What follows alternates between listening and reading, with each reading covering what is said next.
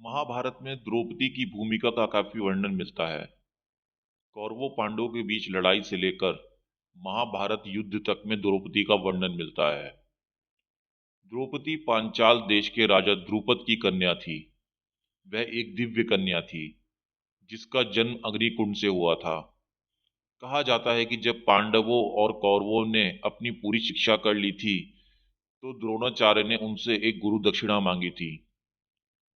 द्रोणाचार्य ने वर्षों पूर्व द्रुपद से हुए अपने अपमान का बदला लेने का काम कौरवों और पांडवों को सौंपा था। उन्होंने पांडवों कौरवों से कहा कि पंचाल नरेश द्रुपद को बंदी बनाकर मेरे समक्ष लाओ। कौरवों ने पहले द्रुपद पर हमला किया लेकिन वे हार गए। इसके बाद पांडवों ने द्रुपद पर हमला किया जिसमें उन्हें जीत मिली। वे उन्हें बंदी बनाकर द्रोणाचार्य के पास ले आए। द्रोणाचार्य ने उनसे उनका आधा राज्य ले लिया और उन्हें छोड़ दिया। द्रुपद ने इसी अपमान का बदला लेने के लिए अद्भुत यज्ञ कराया जिससे द्रौपदी का जन्म हुआ। द्रौपदी का विवाह 5 पांडवों से हुआ था।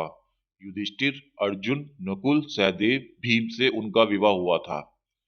क्योंकि अर्जुन ने ही द्रौपदी को स्वयंवर में जीता था, इसलिए द्रौपदी पांचों में से अर्जुन से सबसे ज्यादा प्रेम करती थी। द्रौपदी की खूबसूरती पर कौरवों के बड़े भाई दुर्योधन की नजरें भी लगी रहती थीं। एक बार दुर्योधन ने भरी सभा में द्रौपदी का चीरहरण किया था, जिसके बाद कौरवों और पांडवों के बीच महाभारत का युद्ध छिड़ गया।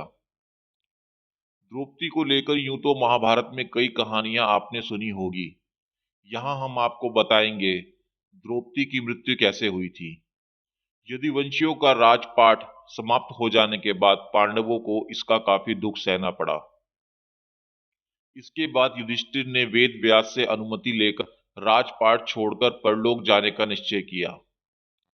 पांडवों के स्वर्गारोहण की कहानी में इसका वर्णन मिलता है। महाभारत में 18 पर्व में से एक महाप्रस्थानिक पर्व है, जिसमें पांडवों की महान यात्रा अर्थात मोक्ष की यात्रा का उल्लेख है। भारत यात्रा करने के बाद मोक्ष प्राप्त करने के लिए पांडव द्रौपदी के साथ हिमालय की गोद में चले गए। वहां मेरु पर्वत के पार उन्हें स्वर्ग का रास्ता मिला।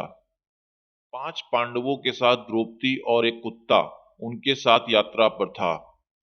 इसी दौरान द्रौपदी लड़खड़ा कर गिर पड़ी। भीम ने पूछा कि उसने कभी कोई पाप नहीं किया हो तो ये कैसे गिर गई। इस पर युधिष्ठिर ने कहा कि ये हम पांचों में से अर्जुन को सबसे ज्यादा प्रेम करती थी।